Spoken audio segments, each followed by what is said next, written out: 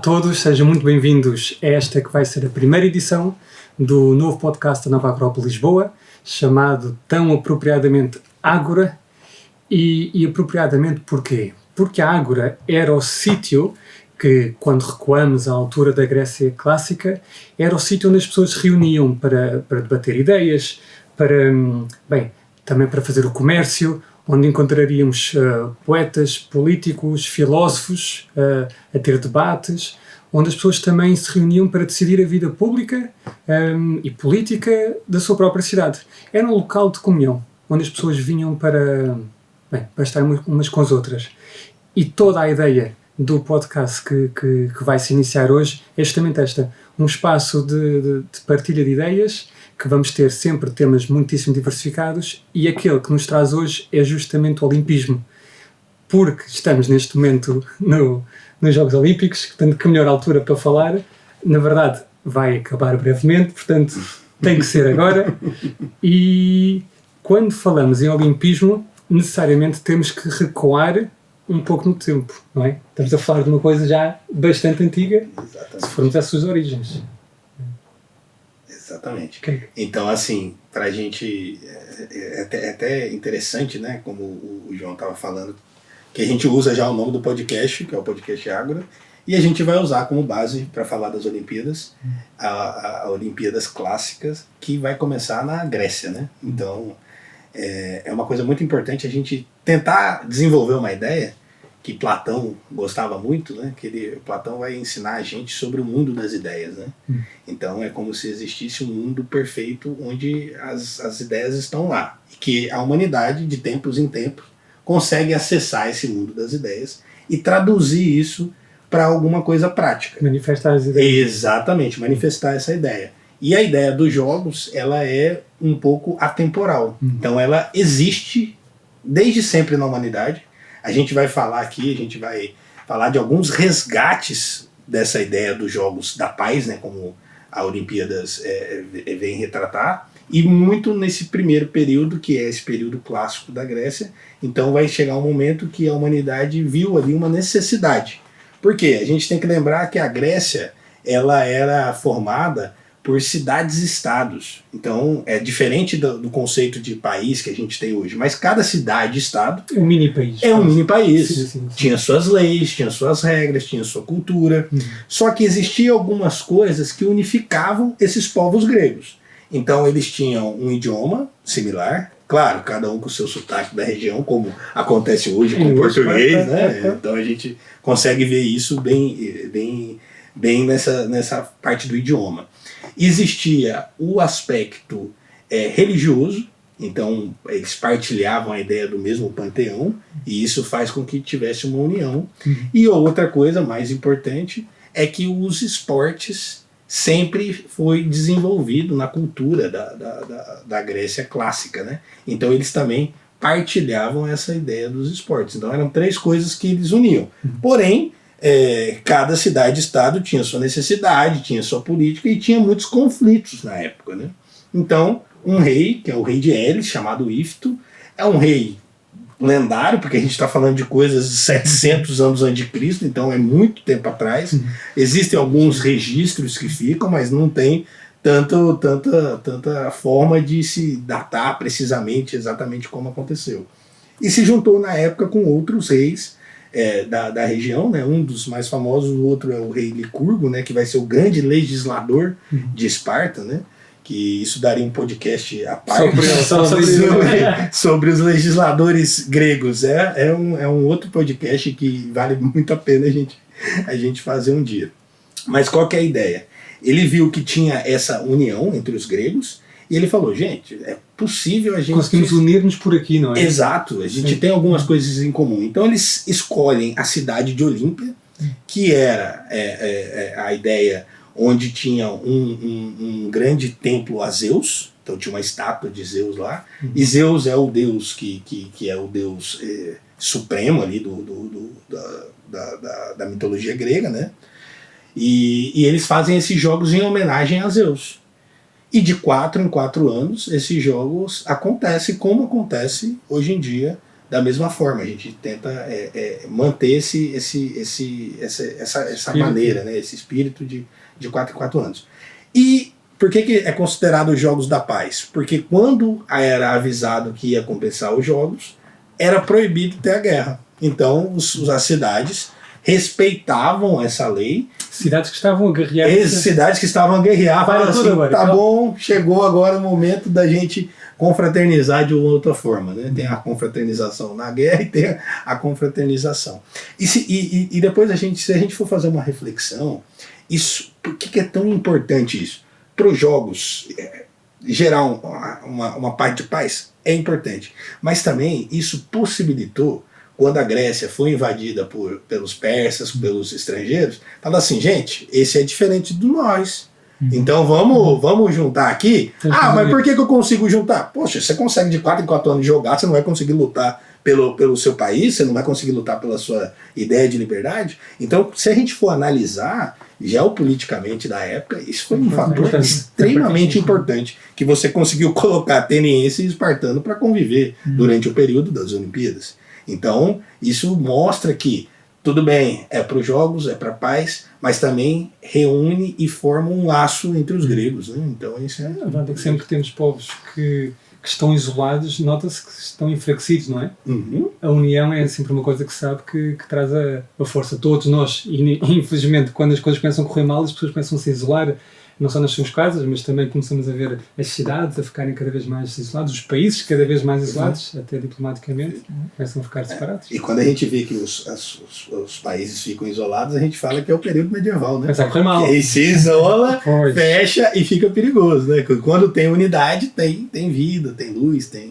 Então é muito disso, né? As Olimpíadas começam nesse período, isso a gente está falando de bem 700 mais ou menos antes de Cristo, e vai se desenvolvendo. Dentro desse período existiram vários personagens, várias histórias, e aí uma coisa que é interessante a gente tratar nesse aspecto é que para você representar a sua cidade, você tinha que ser virtuoso. Impecável. Exatamente, porque era como o esporte não existia. O esporte profissional, como a gente vê hoje, as pessoas recebem para ser esportista, isso não existia na época. Então, o esporte ele era unificado com a sociedade. Então, quem participava da maratona era o cara que era o mensageiro, era o cara que corria, então ele representava a cidade. Aí tinha o que lançava, tinha o que lutava. Cada um do povo que fazia era conhecido por alguma atribuição na cidade e vai representar as cidades e estados nos jogos. Então tinha muito disso. E só que o que a gente tem que entender é que é uma cerimônia, uma celebração à paz. Então tinha um contato muito grande com o aspecto religioso. Então tinha que ter uma série de requisitos. Que a própria vida na sociedade também tem. Exatamente. Estava unificada. Exatamente. E aí o que acontece? Quando a gente vai vendo na história alguns casos assim, né? É que quando ia ter os jogos, eles paravam, era o período de paz entre os gregos, que era muito engraçado de você ver países que estavam lutando, né, cidades estavam lutando, parar, e eles iam para um determinado espaço e ficavam ali durante um mês antes, para ver se essas pessoas tinham juízes, né, que é praticamente sacerdotes, que verificavam se aquela pessoa podia ou não participar. Se ela tinha valores o suficientes para participar. Não se corria tão rápido, tem que ser mais do que isso, né? Não é só a velocidade, não é só a força, não é só... E aí o que acontece? Faz com que o quê? Quando uma pessoa se tornava um campeão olímpico, ele se tornava um herói da cidade. Então, para os gregos, o herói é aquele que faz a ponte entre os deuses, o herói é o exemplo, é o arquétipo. Então é o que a sociedade iria se espelhar. Então era uma coisa muito importante saber quem poderia ser esses representantes, né? Pois, e quando pensamos... Sim. E tinha até uma estátua, né? Ganhava... Os campeões, eles ganhavam uma estátua. Aí, esse era até, mas fazer uma estátua de alguém que foi campeão dos jogos, que não era virtuoso, ele vai ficar eternizado aqui alguém. Não, tinha que ser uma pessoa virtuosa justamente por isso, porque era importante, porque ele tinha lá, ganhava uma estátua a representar na cidade lá, em que todos iam, olha, esse foi um herói das Olimpíadas e tudo mais, um atleta de grande porte. Acho que isso era importante também na altura, né? Claro, vira um exemplo da sociedade. Que a gente olhe naquela direção. Sejam como eu, né? Porque se você for pegar as histórias de formação da Grécia, quando a gente vai contando os mitos gregos, eles são sempre formados pelos deuses e intermediário dos deuses são os heróis. Então, por quê? Porque a gente não consegue se ver como um deus. Então o herói eu consigo me relacionar mais. E imagina um herói da cidade. Aí você fala, cara, não, eu posso Podia ser eu, podia ser Pode eu. ser eu. Então claro. isso faz com que eleva o nível exemplo. dos cidadãos. É. Isso é muito importante para a formação humana, né? Faz como eu estou a ver mais ou menos, como se fosse assim um caminho, e se estamos só a falar na meta que está tão distante, é mais difícil de chegar lá. Mas pensa, não, aqui está um herói, aqui está um atleta olímpico, tu consegues ser um atleta olímpico. Pô, isso Se te esforçares, podias ser aquilo também. Exatamente. Sim. Cria essa ligação. Um caminho de evolução. Exato. Isso é importante, e voltando até um pouquinho nesse tema do Olímpico, de reunir as pessoas para fazer parte dos Jogos Olímpicos, era interessante essa questão da paz que se fazia entre os povos, e 2 anos antes até de começar as Olimpíadas, eles saíam já avisando a população, os povos, os estados. Comunicação era diferente. Comunicação, não tinha WhatsApp, não tinha e-mail, não tinha como. Então vamos lá, de mão em mão. E até aí é o início do revezamento de tocha olímpica, é mais ou menos baseado até nesse esquema, ou seja, 2 anos antes, se acende a tocha olímpica e ia passando para avisar os povos, olha, parem as guerras, a partir de agora comecem a treinar e vamos começar a já nos organizar para começar os Jogos Olímpicos em Olímpico. Então ia passando de lugar em lugar, e eu acho que isso era, enfim, se nós olharmos pro hoje em dia, tem muita coisa baseada nessa questão dos jogos. Isto é só um vídeo para se ter alguma ideia. Esta é a parte final da vida, deixa-me pôr no início. Que isto é filmado justamente no Templo de Hera, em Olímpia. Exato. Ainda hoje. Exatamente, ainda hoje é feito assim. Para a ideia de se resgatar esse espírito. E é o que eu acho muito engraçado, porque desde a antiguidade até hoje em dia é feito dessa mesma maneira, que o acendimento da tocha olímpica, do fogo olímpico, ele é aceso por um espelho côncavo na primeira luz do raio solar da primavera, do primeiro dia da primavera, ou seja, no primeiro raio solar da primavera, se acende a tocha olímpica, simbolizando logicamente o sol, que tanto é importante para todos os povos, todo mundo. O Sol é primordial para nós aqui na Terra, né? Se formos pensar dessa forma, o Sol é incrível, e é dessa forma que se acende, ou seja, é um pouquinho do Deus. É uma forma simbólica, né? Alguém podia chegar lá um fósforo, está feito. Seria muito mais feito, né? Ou até com qualquer coisa, né? madeirinha. Sim, como se fosse um bocadinho do Sol está naquela chama. Exato. E a ver o próprio Sol como um símbolo da divindade, como se fosse, levamos aqui um bocadinho de Deus. Exatamente. A ideia é a gente lembrar que é uma cerimônia em homenagem aos deuses. Então é até interessante a gente ver isso. Que hoje foi se perdendo um pouco dessa ideia, mas a ideia é uma cerimônia à divindade. É claro que cada momento histórico vai ter uma forma de falar sobre isso, mas os jogos, quando está acendendo isso, é essa representação mesmo. E o que é interessante dessa cerimônia, se as pessoas quiserem depois procurar para ver a cerimônia completa, vocês vão ver que ela é feita de maneira ritual, da mesma forma, igual o Diego falou, da forma de acender, mas os movimentos. E quando a gente fala disso, a gente fala de ritos, a gente sabe que ritos vão trabalhar com forças.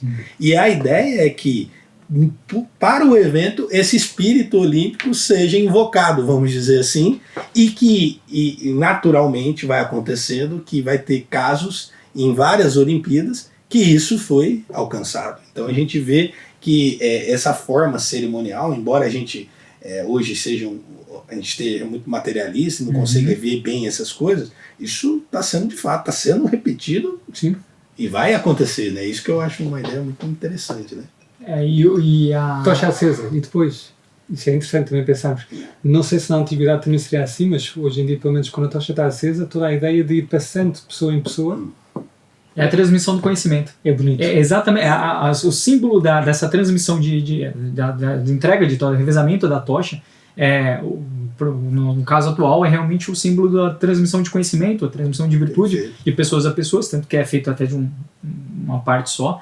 Antigamente realmente a tocha era levada para toda a povoação, né, que tinha ali ao redor. Nos Jogos Olímpicos atuais, ele chegou a ser, também passava por todos os continentes, mas por questão de segurança eles decidiram reduzir. E a importância da chama olímpica, ela é tão importante que eles fazem de forma com que aquilo nunca se apague até o final dos jogos. E foi já teve revezamento de tocha olímpica embaixo da água, já teve no espaço, olha até onde o ser humano vai. Ou seja, para mostrar a força da chama olímpica, né? Que tem uma representatividade muito maior do que simplesmente um fogo. É um símbolo do que não se apaga, não é? É um símbolo do que nunca se deverá apagar, nunca vai apagar. E realmente ela fica ali sempre acesa de alguma forma até o final dos jogos. Eles tentam não manter acesa as chamas olímpicas. E pronto, isso é mesmo muito bonito. Transmitido pessoa em pessoa. Estou a pensar, também chega ali à altura. Ainda havia aqui aquele vídeo bom. Que isto é a história da chama olímpica, mas desde o início que há registro, não é? Sim. Claro, não vai ter que... Todos os acendimentos das tochas da pira olímpica, né? Depois vai passando a tocha de pessoa em pessoa, chega ao final, tem que ir para um caldeirão, normalmente o nome que se dá, um caldeirão olímpico. Sim. Idealmente seria a mesma, seja mesmo o foguinho que começou no exato, início. Exato. Essa é clássica de Barcelona. Esta aqui é bonita. É muito bonito, sim, sem dúvida. Essa também foi essa de neve, né? Pois, os exemplos que estavas a dar, na neve, vai estar. Exato. O Mohamed. O que eu fico encantado isso, porque se a gente for parar para pensar, às vezes a gente esquece, né, que o mundo está tudo tão desenvolvido que a gente esquece de algumas coisas, né? Porque o fogo e o homem e a humanidade é uma relação, é aquilo que proporcionou aos homens um desenvolvimento. Porque com o fogo conseguiu ter convívio na parte noturna, com o fogo conseguiu cozinhar os alimentos. Então o fogo, e se você for ver, de todos que habitam a Terra, o ser humano é o único que consegue lidar com o fogo, né? E atraído pelo fogo. E é atraído pelo fogo. Quando a gente se junta, quando vê uma chama, todo mundo fica ali numa fogueirinha e tal. Você parece que tem uma comunicação interna, né? É como se é uma lembrança, talvez, desse contato que a gente teve, né? Então por isso que o fogo ele está sempre linkado num mito famoso, né? Que é o mito de Prometeu, que é outra história clássica, que é o titã que rouba o fogo dos deuses e dá para a humanidade. E que se a gente for traduzir no nosso momento é a nossa mente. Então o que difere o homem dos outros animais, dos outros seres? É a capacidade de usar a mente elaborada como a gente trabalhar tem. Com ideias, exato, manusear o invisível, conseguir trazê-lo. Exatamente. Então quando a gente olha o fogo, e aí o que você falou, alguma coisa dentro de nós fica assim encantada e a gente vê essa transmissão de conhecimento, como o Diego falou, você vê a humanidade. Eu acho que o fogo ele é um pouco de uma síntese, né, desse elemento que representa a humanidade, né? Por isso que é tão protegido e tão importante, né? É o fogo e é o que estavas a dizer. E é a transmissão do fogo. Porque isto não resultaria tão bem que, imagina, eu acendia a chama, ficava, já tá, é minha? Não é minha, isto nunca foi teu. Isto é para passar, vais passar a outra e outra. Assim parece que o símbolo se completa se for transmitido. Se ficar estagnado num sítio é que não resulta bem. Não resulta, exato. Chega ao final, põe-se num caldeirão, novamente a ideia, não fica parado, não fica ali, a ideia, vamos elevar isto para que as pessoas tenham como se fosse uma meta, assim... Vamos ser representado na unidade, né? Exatamente, um ponto que vai unir-nos. Não vamos ter uma série de caldeirõezinhos, vamos ter um caldeirão no alto. É interessante você falar uma coisa que eu lembrei de alguma ideia quando a gente fala de pirâmide. Pir é fogo. É assim. Então a ideia ali é como se representasse. E aí na época, hoje em dia, a gente sabe que a pirâmide já foi... Não está mais, ela está lá ainda, mas ela não está completa, faltam as coisas. E tinha o piramidão, que era de ouro, então que representa a ideia do sol, né? E que quando a pessoa olhava, estava olhando para o quê? Para o fogo mesmo, né? E a ideia da tocha, uma das ideias era que depois de entregue à humanidade e tudo, o primeiro desporto que teve nas Olimpíadas antigas era nada mais que corrida. E o que é engraçado, era assim, simples assim, era corrida. E qual que era a premiação daquilo tudo? Era, na verdade, você corria e quem chegava primeiro tinha a oportunidade, ganhava a chama do sacerdote da altura, ganhava o fogo para oferecer a Zeus.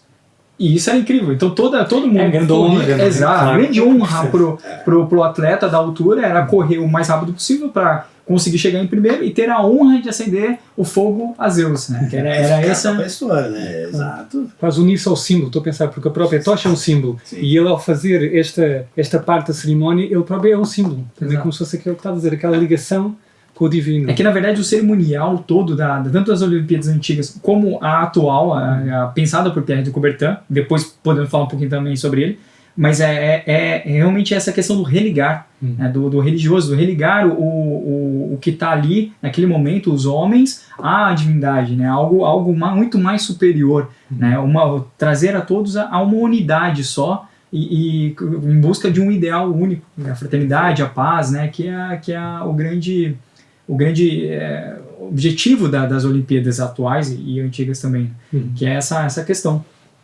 Temos este período clássico, essa altura as Olimpíadas desaparecem, entre aspas. A tal ideia, quase como se estivesse na necessidade na humanidade, ali. e diz, agora não dá. Agora não dá. Porque se a gente for parar para pensar, as Olimpíadas, antes, esse primeiro resgate que é feito nisso, ela vai durar muito tempo. Então, ela vai acabar só quando Roma define um aspecto religioso, que aí vira só uma religião, e como é uma homenagem a Zeus, torna uma festa proibida, torna uma festa fechada. pagã. Exato. Então, assim, foram mais de 1000 anos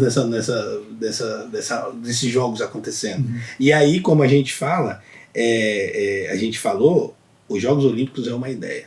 Ela foi captada por Ífitos e pelo Licurgo e pelos outros reis da época, e ela fica adormecida. Lembra muito a ideia do Senhor dos Anéis lá, o anel fica adormecido, fica esperando até ele ser acordado novamente. E aí, segundo o resgate, já é essa nova fase, né?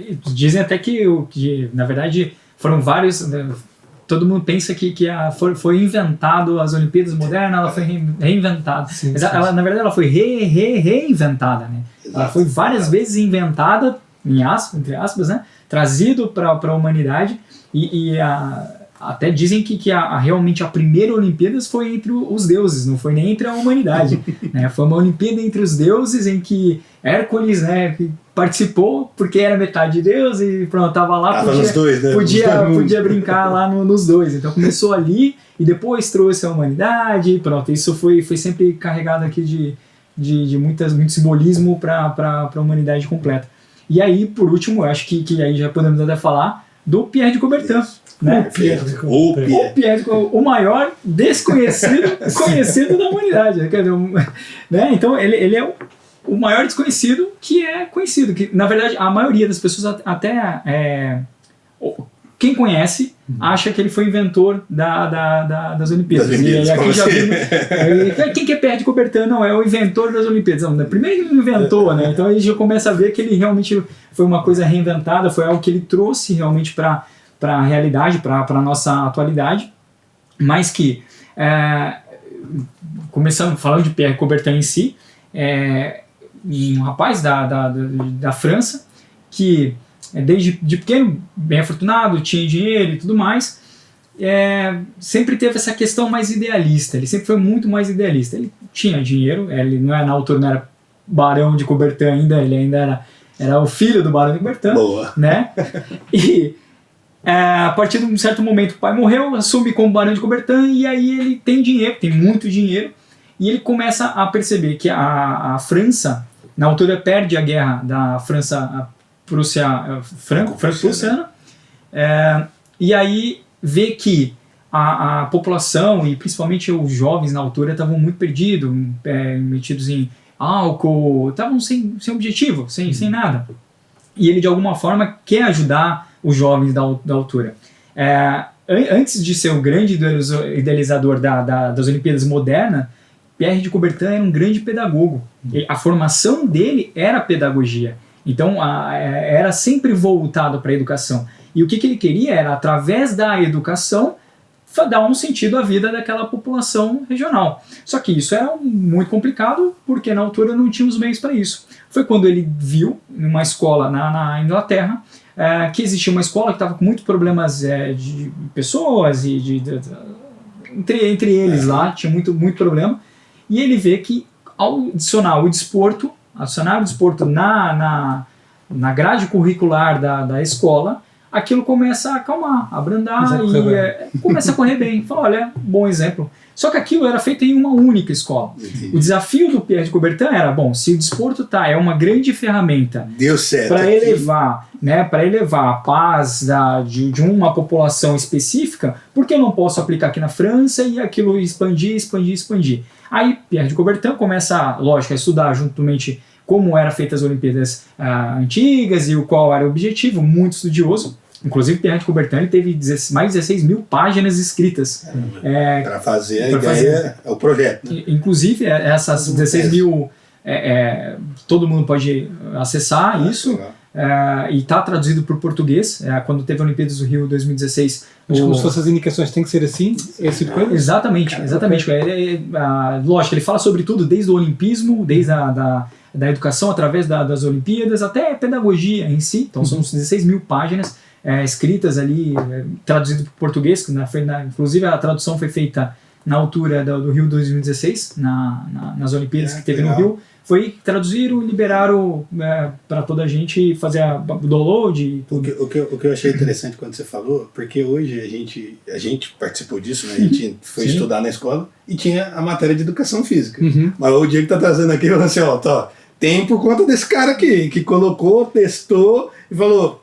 Vamos colocar. Ok, matemática, línguas, não é? Era basicamente então, isso. Você imagina isso, o cara conseguiu fazer uma coisa que a gente vê hoje e que a gente acha que sempre foi. Sim. Então a gente passa, sempre teve educação física. Não, sempre teve. O desporto realmente foi incluído ali por ele. E aí que eu falo, quando nós vemos o Pierre de Coubertin, a gente olha, quem conhece, olha só por um lado, reinventor das Olimpíadas. Mas ele teve muito mais que aquilo, ele teve uma abrangência pedagógica muito mais. E aí, o Pierre de Coubertin, para fazer as Olimpíadas, ou seja, trouxe para a França, aquilo resultou bem na cidade onde ele morava e tudo mais, ampliou um pouquinho, porque ele precisava de material, ou seja, preciso de dados, para mostrar para as pessoas que, olha... É um aspecto científico mesmo dele, assim, né? Para falar assim, olha, o desporto funciona. Isso é muito interessante. É um caminho, é uma ferramenta importante que nós podemos usar para a humanidade. Está disponível aí, né? Exato. E é fácil, não precisa de muita coisa, eu preciso de vontade. É isso que eu preciso. Do resto, já tá aqui, né? É simples assim, o desporto em si ele é simples. E aí ele faz isso na França, aquilo dá certo. E aí em 1894, se eu não estou erro, foi quando ele faz a primeira assembleia, digamos assim, a primeira reunião entre os barões, entre as pessoas importantes. Senhores, eu tenho uma ideia, exato. Eu vi que isto funciona, temos que aplicar isto. Vamos aplicar isso. E eu acho isso muito engraçado, porque ele foi humilde ao ponto de, ok, vamos aplicar isso, só que eu não sou presidente. Tá aqui a ideia, eu vou escrever, vou fazer tudo que vocês quiserem. Vou ajudar todo o mas suporte. É vocês que vão trabalhar com isso à frente. Então ele nunca foi presidente do Comitê Olímpico Internacional. Isso é muito engraçado, porque foi um exemplo de humildade. Tá aí talvez porque ele é desconhecido, porque ninguém entende, porque eu não quero nem ser presidente. Tá aqui feito e toma o problema de vocês aqui. E eu acho interessante uma parte assim que você está falando tudo do Pierre Coubertin, mas como é esse captar da ideia, né? Porque se você for pegar esse resgate, esse segundo resgate, de tantos resgates, teve outros, vários resgates, né? Só que mas a gente marca esses dois resgates mais famosos, né? Que está praticamente no momento onde vai estourar a Primeira Guerra Mundial, né? Então parece, porque a Olimpíadas representa essa possibilidade da vida de conviver, né? Então vários conflitos, teve a Franco-Prussiana, teve outras guerras que estavam acontecendo na época, e é meio que eu vejo isso, eu acho isso muito bonito. A gente ter seres humanos capazes de estar numa pureza assim tão grande, de captar isso e falar assim, não, gente, precisa voltar a isso, a gente precisa mostrar para as pessoas que dá para conviver. E o que eu acho legal, o Pierre de Coubertin é riquíssimo, né? Podia. Só viajar. Podia, né? Vou tirar um período sabático, um ano. Não, ele podia, na altura, podia ser diplomata, ele podia ser general de guerra, ele podia ser qualquer coisa que ficava mais tranquilo e ter ali o patamar que ele sempre manteve, né? E ficar mais. Mas não, ele preferiu ajudar até o final da vida ser esse idealista, ser um idealista literalmente, e usar o nome de Barão de Coubertin, né, o poder que ele tinha, né? Para dar essa força, para primeiro conseguir dialogar com quem na altura tinha o poder, que era preciso. Você tinha que falar com outros estados, outros países, então era difícil, né? Era uma coisa mais complicada. Então você tem que ser alguém. Não vou chegar lá o Zé da esquina e querer falar com o presidente. Não, pera lá, não é assim que funciona. Eu sou o barão. Né? Agora chega lá, sou o barão de Coubertin. Outro padrão, outra forma, né? Exato. Então, senta na mesa, pelo menos. Pelo menos isso, tá? Espera só um pouquinho que, né? E o Coubertin conseguiu fazer isso, de reunir as pessoas e trazer isso, mostrar os dados. E aí eles realizam a primeira Olimpíadas, uma coisa mais simbólica, uma coisa mais fechada, e depois a coisa vai crescendo e vai ampliando até chegar aos primeiros Jogos Olímpicos, lá já no início de 1910, já começa a fazer mesmo aquela coisa crescer cada vez mais. Os Jogos Olímpicos ele é ininterrupto há muito tempo. Só teve as pausas das guerras mundiais, que infelizmente não conseguiu travar a paz ali. Mas é interessante você falar isso, que eu lembrei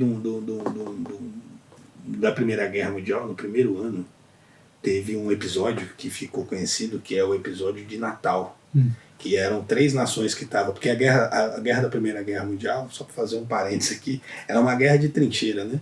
Então ela é uma guerra estática. Ela não é uma guerra dinâmica. A Segunda Guerra Mundial foi muito mais dinâmica. A primeira não, foi muito travado. E não tinha avanço. E falava até que a parte era a zona da morte ali, né? Então um atacava e o outro esperava e ficava ali tempos e tempos. Se não atacavas, morrias na trincheira, com doenças, com rataria. Mas aqui que é interessante, que no primeiro ano da guerra não tinha os comandantes no front, estava só até tenente ou capitão no máximo, não vou recordar agora. E eles decidiram, porque estava cada um festejando o Natal, eles decidiram fazer uma pausa, eles mesmos, e eles jogaram esporte, jogaram futebol, fizeram uma pausa e jogaram futebol.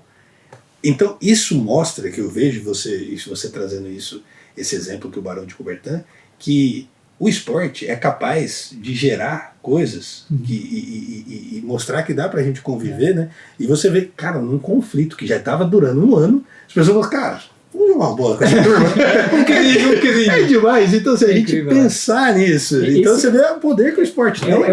Esse é o grande espírito olímpico, né? Exato. Esse é a essência da Olimpíadas. Nós falamos de Olimpíada, mas na verdade essa é a essência do olimpismo, a essência do atleta. Essa é a essência, que é a fraternidade entre a humanidade. E isso é muito trazido desde a antiguidade até agora, e Pierre Coubertin também, que é essa questão da fraternidade entre todos os povos. É uma das indicativas que tem na cerimônia, porque imagina, você tem ali povos de todas as raças, de todos os credos, todas as religiões, com várias línguas, diversas línguas, e que todos eles naquele momento se unem em busca de um ideal, né? Por um ideal, né? Que é a fraternidade, a amizade, as virtudes da humana que está ali, que tende a aflorar através do olimpismo, né? Que é interessante você fazer isso, que se a gente for fazer um paralelo, né? Quando a gente começou, a gente falou da Olimpíadas Clássicas e falou o que unia os homens na época, né? Então existiam várias coisas, existiam os deuses, que hoje não tem como, cada povo tem sua religião e não tem. E a gente sabe o grande conflito que tem por conta de religião, e tem as modificações de cada uma, ou seja, muito complicado falar que a gente vai unir através dos deuses.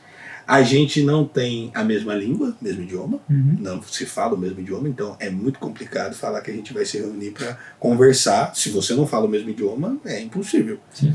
E o que sobrou foi o esporte, que daquela época tinha essa atividade comum, e hoje a gente tem essa possibilidade que a gente vê. E aí vê vários exemplos de pessoas que não se conhecem, não se falam talvez, compartilhando o mesmo espaço, o mesmo campo, a mesma quadra, a mesma pista de atletismo, e você vê às vezes essas pessoas se ajudando, tendo relações. Então parece que fica evidente, e eu acho aí que tem talvez o esporte tem toda essa importância, porque pelo esporte a gente consegue gerar essa fraternidade. Mas vamos trazer para a nossa realidade hoje em dia. Nós estamos falando da Olimpíada, mas imagina, hoje em dia, e aqui em Portugal também deve acontecer isso, acontece com certeza.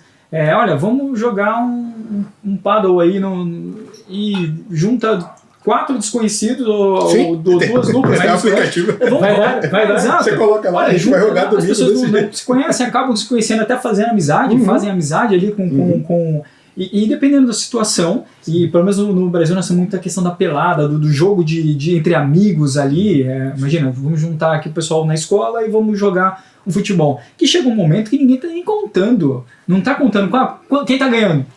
Tá tudo bem. Ninguém Por quê? quer saber. Porque ninguém quer ganhar. Na verdade, não é esse o interesse, é confraternizar, é dar risada. É o social, né? Da história. Exato, é a questão mesmo da fraternidade. Estamos aqui junto a dar risada, a curtir o momento, né? Em que a vitória é um mero detalhe. A vitória é Não estar aqui, não é? É participar. Exato. É participar. E é engraçado, é porque a gente esquece, né? Porque eu lembro do mito do rei Arthur, né? Que o Mago Merlin fala mal do homem, o esquecimento. Né? A gente esquece da nossa origem, né?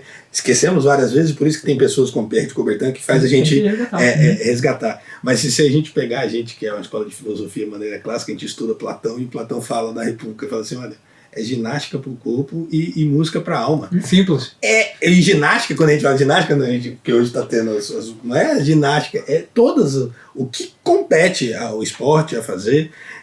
Porque se a gente for parar para pensar, qual que é o grande problema? A gente limita muito os esportes, né? Então a gente acredita que... Eu, na minha época, era assim, né? No Brasil, principalmente, né? O professor dava uma bola e é isso, é futebol. E as pessoas que não têm habilidade para jogar futebol? Que existe várias pessoas que não têm. E a pessoa fala assim, eu não sou do esporte. Aí que se engana. Não é desse esporte, mas cada pessoa tem um esporte. Claro. Cada um tem. E falta o quê? Acesso a isso, né? Eu no outro dia vi uma coisa, juro que nunca tinha visto isto, que era hóquei, mas eu sempre vi hóquei no gelo e sempre vi hóquei de patins, e eu vi hóquei com pessoas a correr. Na grama. Eu fiquei a olhar, fantástico, não sabia que havia isto. Pronto. Tem muito isso. Quando a gente assiste a Olimpíada, você fala assim, caramba, velho. Não, mas mesmo a Dona Maria, que está em casa com seus 70 anos, eu não posso fazer um esporte, a senhora ando. Já está. É um esporte. Vamos embora. Você entendeu? Porque quando às vezes nós falamos o desporto, a primeira coisa que vem na mente das pessoas é primeiro o futebol, né? E o futebol em alto nível, né? Depois vem as outras modalidades, sempre em alto nível. Não consigo saltar, eu não consigo correr desse forma. Eu vou enterrar igual eu vi esse jogo dos Estados Unidos. Mas a verdade é que ninguém quer. Não é essa a intenção do desporto. O desporto ele é além do físico, né? E a ginástica era muito mais do que o Platão citava, era muito mais do conhece-te a ti mesmo. Era o autoconhecimento. E isso era importante. Essa é a parte importante da ginástica. Se conhecer, o autoconhecimento. E eu garanto para vocês que todos os atletas, hoje das Olimpíadas ou até de alto rendimento, todos eles têm um autoconhecimento absurdo. Eles sabem muito bem quando estão bem e quando estão mal. Quando aquilo vai correr bem, quando vou saltar, quando eles conseguem. E não precisa ser... não vou ampliar porque eu não fui alto rendimento. Eu, como um atletinha... que isso, jogo profissional, é outro nível. Mesmo como um atletinha, vamos por aí, eu tenho um autoconhecimento de eu sei quando eu estou acima, abaixo, vai correr bem, vai correr mal. Sim, quando eu me sinto bem, quando eu me sinto mal, quando aquilo não está. Ou seja, tem um autoconhecimento que eu trago não só para o desporto, mas para a minha vida em si. Acordo e sei quando, hoje, me acordei legal, acho que hoje vai acontecer bem. E aí é interessante também, porque isso desenvolve nas crianças essa percepção, né? Mas essa percepção de si, só que aí tem os esportes coletivos, né? Sim, que aí você tem uma percepção. Com o outro. Exatamente. E isso é muito importante na formação. Eu falo porque eu sempre participei do futsal, então eu sempre estava envolvido com o esporte coletivo. E é extremamente importante para desenvolvimento de caráter, para uma série de coisas, assim. E relacionar com o outro, né? Exato. Fala-se quer dizer, quando o vôlei é o exemplo rápido que eu vou buscar. Se não há comunicação no vôlei, vê-se imediatamente que ele afunda. Tem que estar sempre, é minha, é tua, vai. E uma coisa bonita, sempre que marca, todos eles se unem outra vez. Te falo mais. Mesmo quando você não marca, quando você perde, você junta. A união faz parte do esporte coletivo. Sim. Todo momento. Por quê? Porque, pelo menos, trazendo o vôlei em si, quando você acerta o ponto, quando você faz o arremate, acerta o ponto, boa, vocês vão lá comemorar e tudo mais. E quando perde, também. Quando erra, esse momento de reunião é a hora de você falar assim, vamos lá, tá tudo bem, acontece, esquece esse e vamos pro próximo. Ou seja, é a hora da união das forças ali, de você conversar, até montar uma tática diferente, é a hora que todo mundo se reúne ali, você tem ali 10, 15 segundos até o próximo saque e tudo mais, então Essa é a intenção. Sim. E o desporto coletivo, ele traz muito... Você consegue pegar um pouco do melhor do desporto coletivo, do individual, que o individual traz um autoconhecimento, porque não tem ninguém ali para te falar assim, ó, vamos. Não tem ninguém, é você. É você e você. Eu falo, pô, as ultramaratonas que eu corro, não tem ninguém. E eu falo para todo mundo, provas de 24 horas que eu faço, o que tá na minha frente, ele tá pelo menos uns 10, 15 minutos na minha frente. Você está sozinho. Eu olho para trás, não há ninguém, tem mais 10, 15 minutos para trás. Eu tô literalmente sozinho. Então, se acontecer alguma coisa, se eu desanimar, ficar triste, começar a chorar, Ninguém sabe. entendeu? Então, aquele autocontrole emocional, físico, aquilo lá tem que estar dentro de você.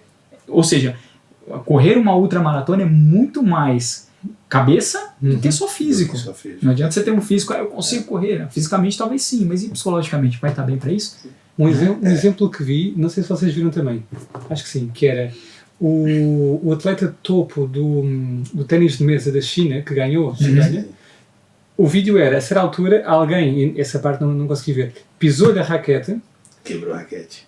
a raquete ficou partida. Ele vai competir outra vez com alguém francamente inferior Sim, no sim, ranking, sim. não tinha que perder, e ele perde com essa pessoa. Isto para dizer que a parte psicológica, naquele Total. caso, claramente foi tudo. Entendeu?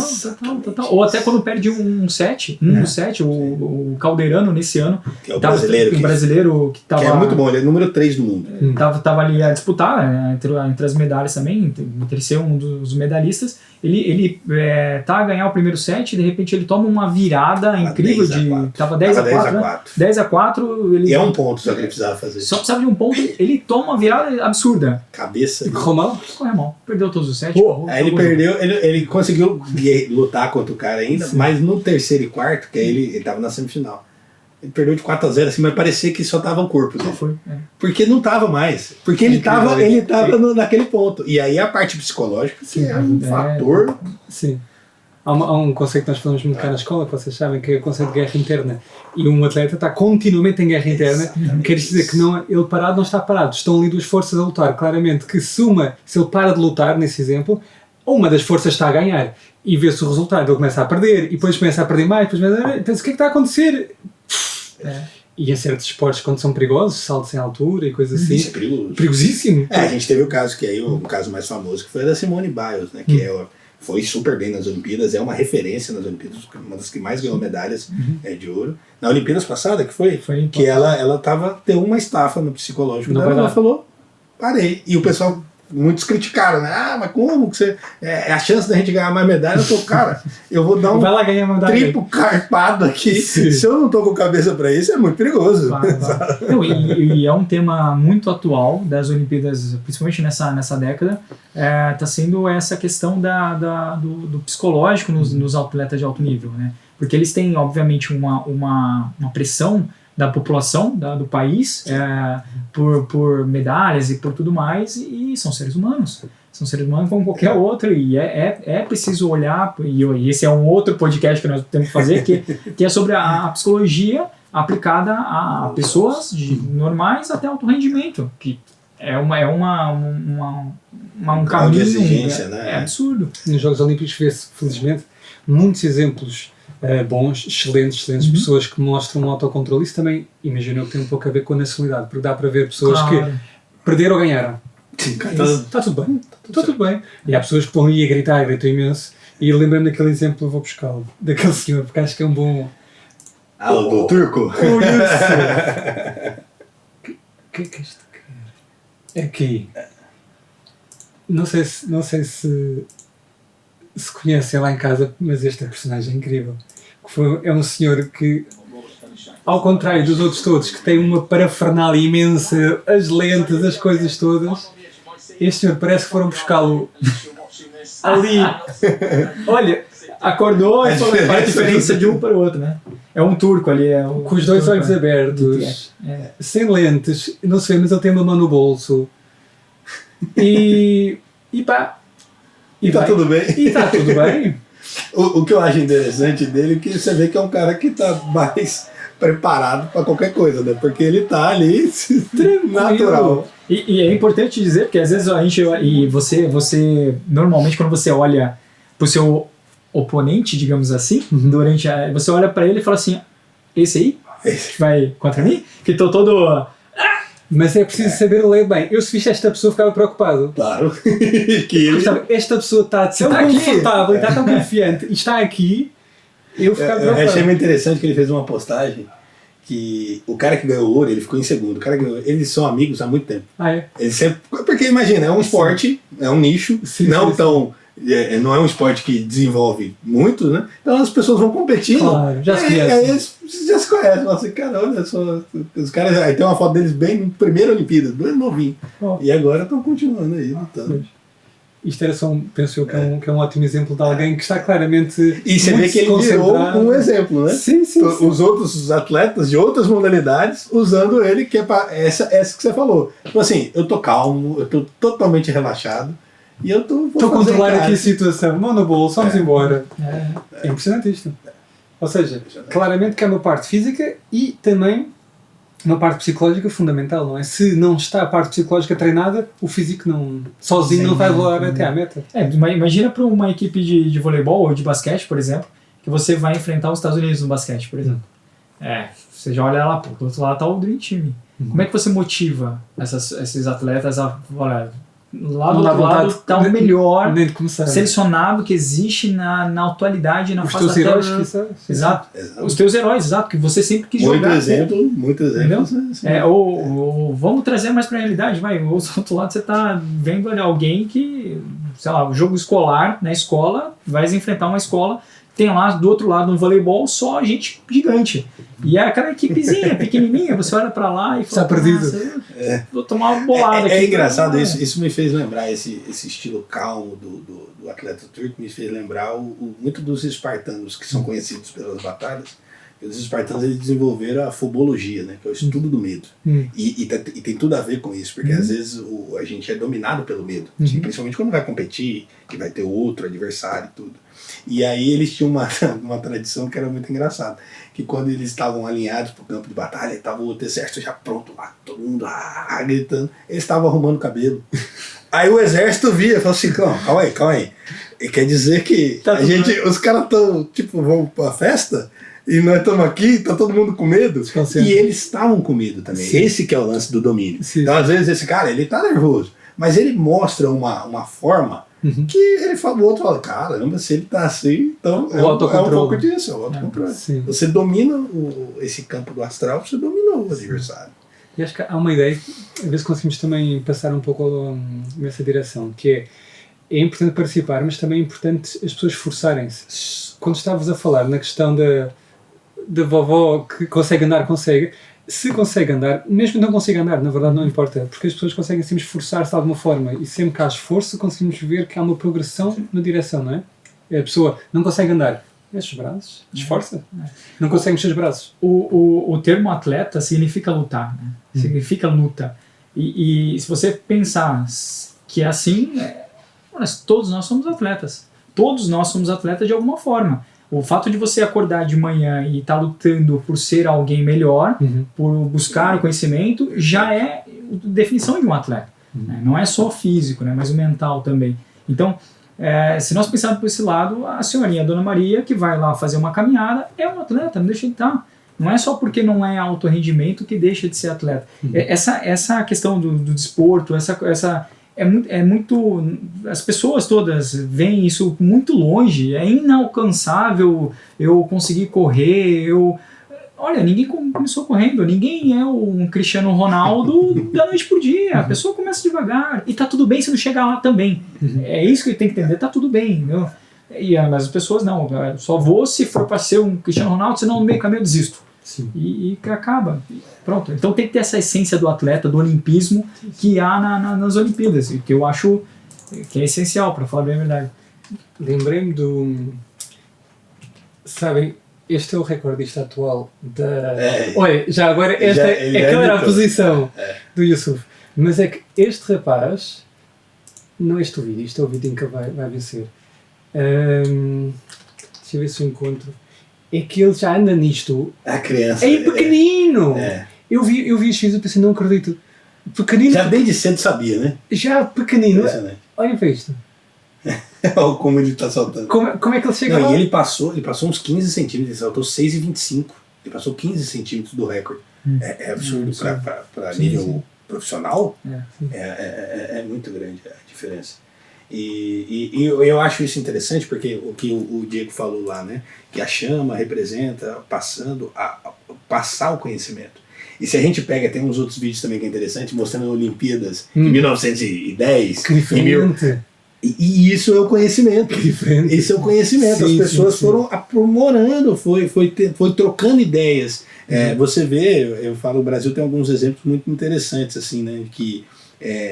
De esporte que não tinha modelo nenhum. A ginástica, por exemplo. Tinha alguns casos antigos, mas depois que vieram os Tapenko, acho que foi, né, os ucranianos, mudou. E hoje, eles, com a formação que eles tiveram, eles conseguem ser os técnicos brasileiros já. Ou seja, é uma troca de cultura o tempo todo. Foi transmitido. E foi transmitido. E não adianta a gente achar... Não, se não fizer essa troca de conhecimento, isso é muito interessante. Você não vai evoluir o esporte. E a gente está vendo, ano após ano, recorde olímpico sendo quebrado por conta disso. Essa troca, esse desenvolvimento. Né?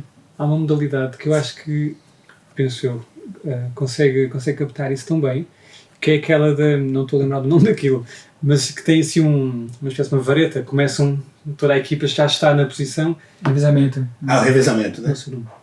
Ele começa a andar, e ele chega lá, e ele quando já está mais ou menos a meio, o outro já começou a correr. Isso, é o revezamento. E depois já passou. Isto para mim, quer dizer, se é o melhor símbolo de uma ligação de mestre-discípulo, por aí pensem, é isto? Porque ele começa primeiro do que o outro, como quem diz, nasceu primeiro. Está a correr o máximo que pode, mas o outro não pode estar parado quando vai receber. Sim, ele já tem que estar em movimento. Já tem que ter feito um bocadinho do seu caminho, não é? Bom. Está a andar. Nesta altura tem que estar próximos. Se o mestre, entre aspas, o que começou primeiro, a coisa dele é o mais rápido possível, não vai dar. Não é? Passava. Não conseguia transmitir nada. Portanto, ele tem que também estar ali na altura certa para conseguir transmitir. Quem está à frente tem que agarrar. Porque senão, não é? Ele segue, não agarra e siga. E depois é bonito porque ele passa para aqui e depois este transformou-se, entre aspas, no novo mestre. Porque ele agora passou de... Quer dizer, é discípulo e mestre, não é? Ele agora corre, vai ter que passar para o discípulo, o seu discípulo, que vem a seguir. É uma continuidade. É muito bonito. E o que é mais interessante é que eles não olham para trás. Nem pensar. A confiança que você tem no seu mestre, que está vindo atrás, é absurda. Que você só coloca a mão e só espera ele te entregar. Ele vai te passar. Uma hora vai chegar a sua vez. É bonito que ele recebe, e se vê-se nas filmagens, quando estão especialmente em câmera lenta, ele recebe, e quem ficou atrás só diz, vai! E ele, boa, né? Quase isso, boa. É bonito. É muito bonito. Eu acho que esse é um dos elementos que é trazido na cerimônia de abertura das Olimpíadas e que eu acho que, na verdade, para haver tudo isso que nós estamos aqui a falar agora, tem que ter uma cerimônia de abertura, tem que haver o ritual de abertura, a cerimônia ritual. E eu acho que o Pierre de Coubertin fez isso muito bem, porque trouxe isso desde o acendimento da pira olímpica lá atrás, com o primeiro raio solar, com fogo, que passava de pessoas Olímpia, que é feito no mesmo local onde era feito, né, tudo mais, no tempo de Hera, com as sacerdotisas lá, a fazer tudo ritual. É engraçado, se você for pegar, era a que provava os heróis, né? Então,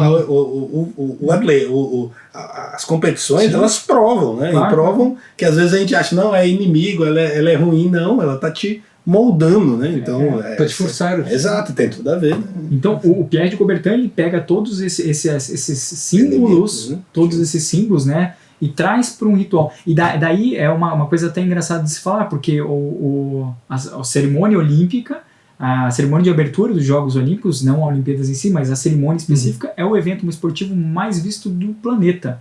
Ou seja, mesmo aquela pessoa que não gosta do esporte ou não acompanha o desporto, ela para assistir, nem que for o acendimento da pira olímpica. E aí a pergunta é, por quê?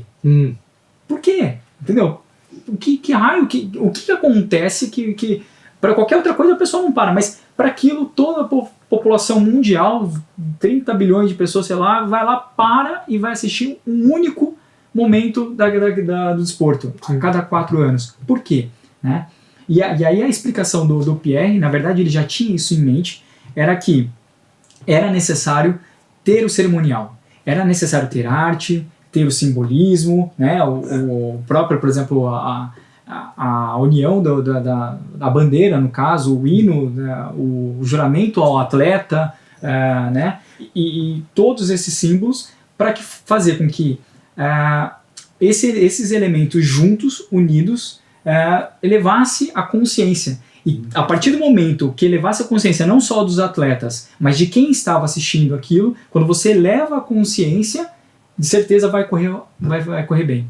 Vai ter algo bom ali como um resultado final. É interessante você falar isso, porque nas Olimpíadas Clássicas era sempre assim. As atividades de dia, atividades esportivas, mas à noite as artes. Então à noite tinha as músicas, as poesias, então é como se fosse, preenchia, é uma cerimônia, então é um ode à vida externa, mas também na parte noturna, que já não tem o sol, voltar para o interno. Então eu acho que ele captou muito bem, né? Então, e aí ele junta todos esses símbolos da religião, a parte histórica, que é, olha, como era, vai ser agora, né? Como sempre foi, vai continuar sendo, e continua sendo, e é uma coisa meio engraçada, porque normalmente nós temos sempre a tendência a mudar o que está sendo, né? Mas a essência sempre é a mesma. A pira olímpica ela sempre vai acender. Pode ser com flecha, pode ser com alguém correndo e colocando fogo, pode ser... Mas ela sempre vai estar acesa, sempre vai estar isso. Ele traz a arte, porque a arte também une as pessoas, né? Então, é uma linguagem assim, internacional. Sim, exato, claro. Você consegue ver, você não precisa saber o idioma. Explica-me o que é que eu estou a ver. Exato. Tu entendes isto? Tu sentes alguma coisa. A arte... Ele mais rápido. O Pierre de Coubertin, em certo momento, em uma das Olimpíadas, ele pede para que o tema de abertura seja a Nona Sinfonia. Por gostar também da arte e fazer com que aquilo faça com que a mente, as pessoas que estejam ali assistindo e participando, eleve ao ponto de sair o fair play. Sair o espírito olímpico, né? Que é esses momentos, que eu acho que deve ter alguns momentos assim de uma chispa do que é de mais bom e belo que há no ser humano, né? A ponto de abdicar daqueles momentos da sua vitória para ajudar o próximo. E nesses momentos a gente consegue captar bem. E é interessante isso, e você vê que ele captou bem, e ele tinha um senso de história, né? Eu acho impressionante ver isso. Os personagens históricos geralmente têm um pouco disso, né? Esse senso de história. Porque era muito mais fácil ele reunir e fazer em outro país a primeira Olimpíadas, mas ele faz questão de fazer na Grécia. Porque ele sabe dessa responsabilidade histórica. E isso é fantástico. Você para e fala assim, cara, poxa, eu poderia ter feito na França. E eu acho que o pessoal da França deve falar, cara, faz aqui, esse negócio vai ficar bom para publicidade. Ou seja, não, fazer o primeiro na Grécia. A Grécia não é nada mais. E quando a gente fala de Grécia, é que não é nada mais, né? Vou falar, a Grécia é muito importante. Mas o que eu falo assim, de protagonismo político da época já não existia, né? Então ele tem esse compromisso com a história, isso é muito bonito de ver. E esse é um dos elementos muito, muito importantes para fazer com que o espírito olímpico surja durante as Olimpíadas, né? E não só nas Olimpíadas, mas no esporte em geral, mas esse é eu acho que, na minha opinião, é o principal. Uma reflexão que tive aí no outro dia, que foi, nós quando vemos os Jogos Olímpicos não estamos propriamente a ver pessoas a fazer coisas impressionantes, porque isso, como veio à memória foi, eu não vejo o circo, e no circo, quando se vê as pessoas a fazer coisas no circo, é parecido, ou seja, também estão a fazer coisas impressionantes, fisicamente impressionantes, sim. Mas não há nenhum elemento acima daquilo. Eu não penso, a nação está a apoiar, não são só pessoas a fazer coisas impressionantes. Falta ali uma série de camadas acima daquilo para que una as pessoas. Ninguém está a ser unido por isto. As pessoas estão sempre, olha, isto é engraçado. É o fato de você sacralizar o momento. É a parte da cerimônia mesmo. É uma cerimônia. Sacralizar é exatamente isso. É você dar ao sentido aquilo. Isso é sacralizar. Sim. Você pode sacralizar desde a cerimônia até o limpar a casa. Se você está dando sentido, limpando a tua casa, olha, estou limpando a casa. Se você faz isso com um sentido, aquilo é algo superior. É algo que vai elevar de alguma forma. E a cerimônia faz isso, o cerimonial, o ritual, né, o religar entre a fraternidade dos povos, faz com que você tenha essa questão de sacralizar o momento. E isso era ponto fundamental para que surgisse ali o arete, que é o melhor da virtude, né? Na verdade, você conquistar o arete, né? Ter a virtude, excelência, né? A excelência do atleta em si, né? Então isso era muito importante. E de vez em quando nós vemos, acho que o interessante é que cada um de nós, novamente aquela questão, ninguém tem de nos dizer isto foi impressionante. Quando vemos uma pessoa, por exemplo que tu deste, a sacrificar a sua medalha para o outro passar à frente, ou alguém tropeçou e ele que só tinha que continuar, está caído, vamos embora, é minha. Aproveitar. Agora era o mais fácil, e vemos tantas vezes, cá, não tantas como poderíamos, exemplos da pessoa pensa, não, o que é o certo agora? Não eu continuar a ignorar o meu companheiro que teve todo o tempo comigo nesta corrida, eu vou parar, eu vou ajudá-lo. O giro é que acho que qualquer pessoa que consiga ver aquilo pensa, tiveste muito bem, foi bonito, era a coisa certa a fazer, não era certo tu pisares o teu companheiro só para chegar-lhe à frente. Então existe sempre este elemento que se vê nos Jogos Olímpicos que é algo completamente acima da condição de nacionalidades, por isso e acima da competição, né? Acima da competição, é algo próprio da alma humana. Qualquer pessoa que veja isto acontecer, o correto seria agir desta forma. E todos dizemos, estiveste bem. Eu acho que o engraçado disso é que todo mundo acha que as medalhas, prata, bronze e ouro, são as principais. Mas acima de toda essa medalha existe a medalha de Pierre de Coubertin, que é justamente para classificar esse tipo de atitude. A atitude do espírito olímpico, né? A medalha do espírito olímpico e a medalha do Pierre de Coubertin. Teve o caso do maratonista brasileiro, que eu gosto muito desse fato, que para mim é muito simbólico, porque imagina você parar um país que nunca tinha ganhado uma maratona, que a maratona acho que é a clássica da coisa toda, né? E não tinha chance, eu não pensava que aquilo poderia acontecer. E de repente você liga a televisão de manhã, 200 milhões de pessoas param e falam assim, é um brasileiro? É um brasileiro que está na frente? Quem é esse? Meu Deus, como assim? E de repente para o país começa a assistir o rapaz, o atleta correr, o Marilson dos Santos, é o Vanderlei Collier. É o Vanderlei. E ele está correndo lá 30 km, ou seja, 1h40 já de prova, e todo mundo, nós vamos ganhar, vai, força. De repente surge uma pessoa do nada, agarra ele no meio da prova e leva ele para fora da prova. Sim. E aquilo, qualquer pessoa, na verdade a intenção dos 200 milhões que estavam em casa assistindo e torcendo para ele foi, eu vou, né, alguma coisa vai acontecer e tal. E ele naquele momento só se desvencilhou com a ajuda do povo que estava ali assistindo, o público ajudou, voltou para a prova e voltou a correr. Como ele tinha uma certa vantagem para o segundo colocado, ele ainda conseguiu voltar em primeiro lugar e continua até por um certo tempo em primeiro lugar. Só que aquilo, para quem está correndo sei lá, 30 por hora, é igual um carro. Se você está em primeira, imagina, você está em quinta, a 100 por hora, de repente, tem que fazer uma parada muito, muito brusca. E depois você não consegue voltar em quinta, você tem que ir para a primeira, segunda, terceira, e o negócio engatando, né? E nessa primeira, segunda, terceira que ele voltou a fazer, obviamente passou o segundo, passou o terceiro. Eita. E quando ele chegou ali em terceiro lugar, já chegando no Estádio Olímpico, e isso é incrível da maratona, a maratona ela sempre termina no Estádio Olímpico. Então eles fazem isso para terminar mesmo, simbolizando o final de entregar, colocar a chama para Zeus. Então ele terminando, ele tinha todos os motivos do mundo para ficar muito reclamar bravo. Da organização, reclamar de ninguém agarrou este louco. A organização tinha um batedor, tinha um... que poderia culpa em todo mundo. Podia fazer qualquer coisa. Não, ele simplesmente... Sou terceiro, olha que incrível. Ele entra no estádio, ele entra no estádio fazendo, tipo, bem bonita a cena. E é interessante isso que você coloca, que aí você falou, né? A gente comentou conversando, né?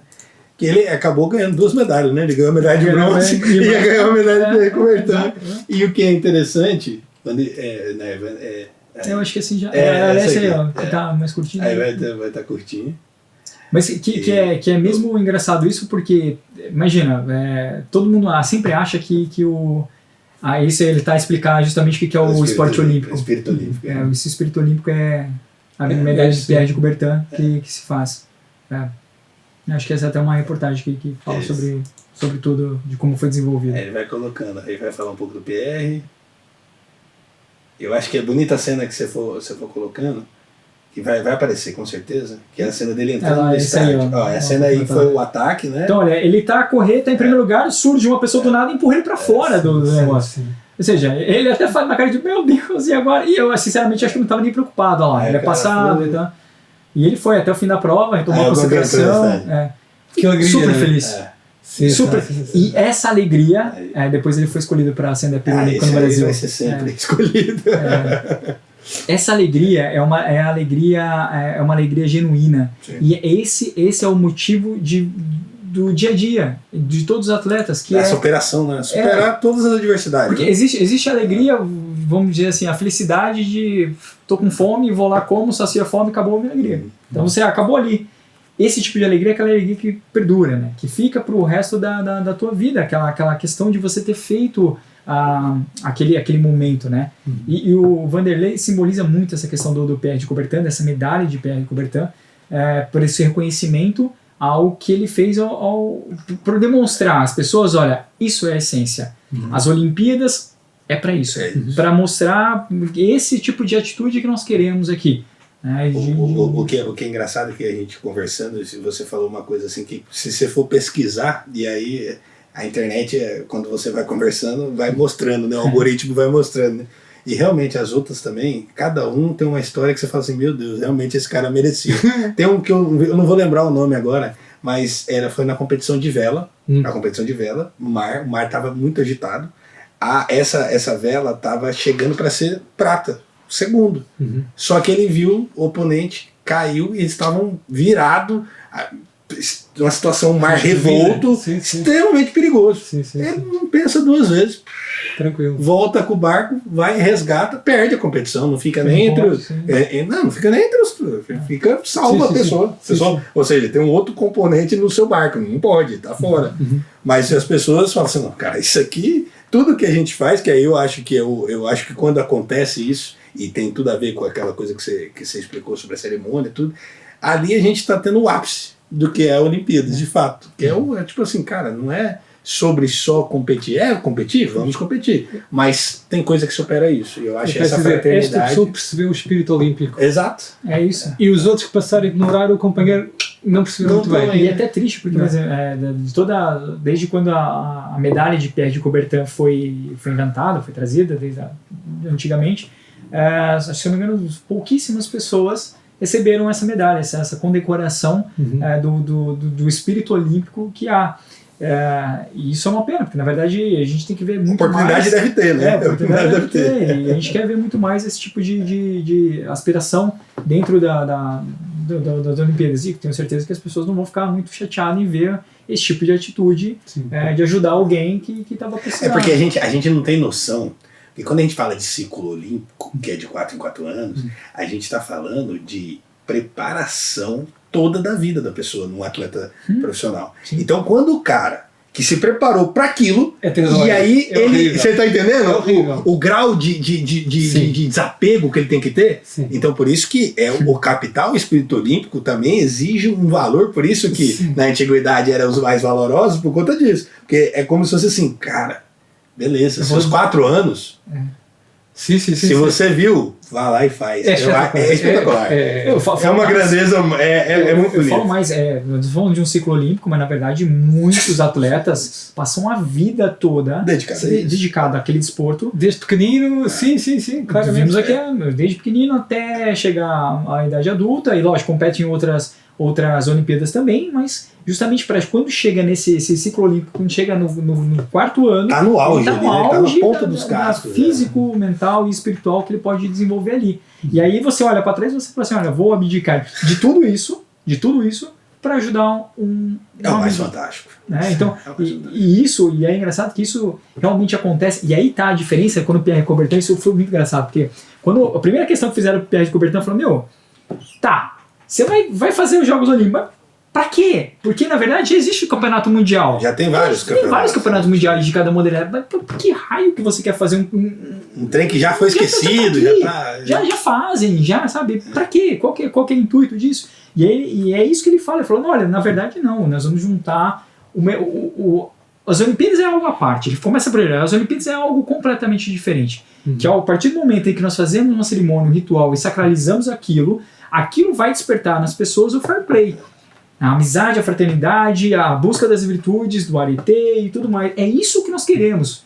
Então, se você traz esse ideal para as pessoas... para chegar lá. Exatamente. E isso vai acontecer de 4 a 4 anos justamente porque é mais fácil para se trazer, mantendo o que era antigamente.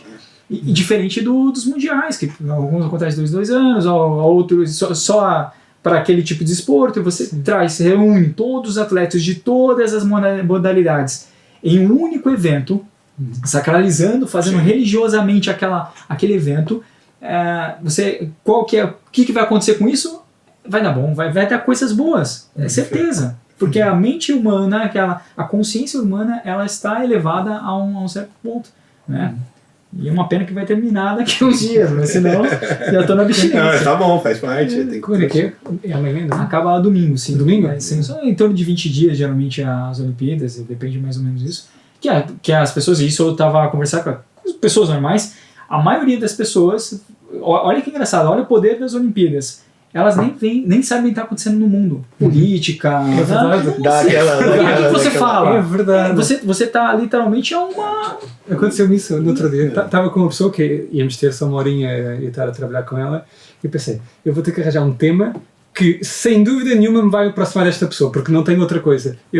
Tu Jogos Olímpicos, tens visto? Eu tenho. E já está. É isso. E o que é que tu gostas? Atletismo. Eu também. Pronto. Já está. Já estamos. Já conecta. Já estamos. Vamos falar de atletismo. Eu salto em altura. Muito bem. Isso é engraçado, porque as pessoas acabam por 2 semanas. Podia estar um chinês, podia estar um... Qualquer um. Você ia falar. O que é que tu gostas dos Jogos Olímpicos? Exato. E aí começa a falar da seleção, do país dele, tudo da tua. E o negócio começa a fluir. Isso é engraçado porque realmente durante 2 semanas nós esquecemos, basicamente 2, 3 semanas, nós esquecemos mas deixamos ali em stand-by essa questão política, geopolítica em si e tudo mais, e voltamos todos para uma única coisa. Eu vejo que a gente acaba perdendo as oportunidades, né? E em acaso acontece algumas manifestações de atletas, né? A gente teve o pódio das Coreias juntos, né? Então isso demonstra que, cara, é funcional. Eu acho que dá credibilidade do QPR cada vez. Ele fala assim, olha, é possível, as pessoas estão guerreando há quanto tempo na Coreia? E elas estão juntas, porque o esporte uniu as pessoas.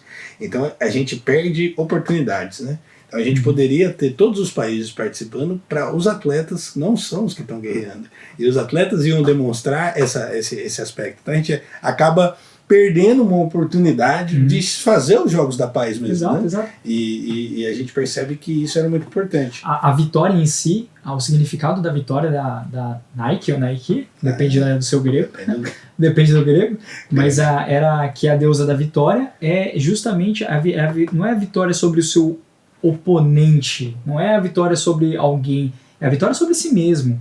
É o fato de se superar. Né, de você sempre engrandecer, de sempre ir em busca de algo a mais, e que sempre para você dar um passinho para cima é sempre doloroso, porque você tem que fazer uma força absurda, e esse esforço é feito sempre. Então a vitória significa exatamente isso. Não é vitória sobre a pessoa que está contigo, né, competir contigo, mas é a vitória sobre você mesmo. E é importante que essa pessoa, que esse oponente, esse adversário naquele momento seja muito bom, porque isso te faz fazer mais força ainda para superar ele. E ele olhando do outro lado, vê esse gajo tá fazendo força, eu vou fazer mais que ele. E o resultado final é que todo mundo cresce. Todo mundo se eleva. E o esporte evolui, que é o que a gente estava falando. Uma coisa que eu achei interessante, que eu vi alguns casos na Olimpíadas desse ano, e que dá pra gente fazer um paralelo com a Olimpíadas Clássicas, e tem uma história que eu acho muito bacana, uma anedota praticamente, que aconteceu, que a gente vê muitas dos atletas reclamando de arbitragem. E a relação que a gente tem com o árbitro no esporte é muito ruim. A gente tem uma relação que parece que o árbitro é o nosso inimigo. Enquanto ele está lá unicamente para falar assim, existem as regras, dentro das regras a gente tem que jogar e vença aquele que for melhor. Só que quando é marcado contra o nosso atleta, a gente que não acompanha os esportes, né, o que é muito legal é isso, né, que a gente acompanha, não tem como acompanhar todos, é impossível, mas quando chega na Olimpíadas, a gente sabe de todos. Olha só, caiu cravado, como que caiu? E a gente acha que sabe de todos os esportes, né? E aí a gente, eu vejo assim, a gente não tem uma relação tão correta Muitas Sim. vezes. Existem os atletas, e a maioria existem que se respeitam, mas tem alguns que deu alguns atritos e fica feio de ver, né? Tem até banimento de pessoas que não aceitaram em esporte, não nessa, em outras Olimpíadas, né? Mas o que eu queria fazer é traçar um paralelo numa história das Olimpíadas Clássicas. Que o Diego estava falando, olha, era avisado que ia ter as Olimpíadas, e quando era avisado, paravam-se as guerras para respeitar os jogos e ir para o local onde ia ficar ali um mês naquele treinamento que a gente falou. Só que a comunicação não é como é hoje, né? Hoje dá para você mandar um WhatsApp, dá para mandar e-mail, você você liga, Sim. e na época tinha, e algum erro de comunicação teve, que os espartanos não pararam de guerrear. E os espartanos a gente conhece várias batalhas, os filmes que fizeram agora deu mais fama ainda aos espartanos, né? Que eram guerreiros. E os caras que estavam sendo atacados pelos espartanos falaram, gente, mas estamos na Olimpíadas. A gente já mandou a delegação nossa, não é para ter guerra. Os espartanos meio ficam, não, isso é conversa. Né? Falou, não, é mesmo. Ele falou, vixe, estamos errados aqui. E eles foram para a Olímpia, né?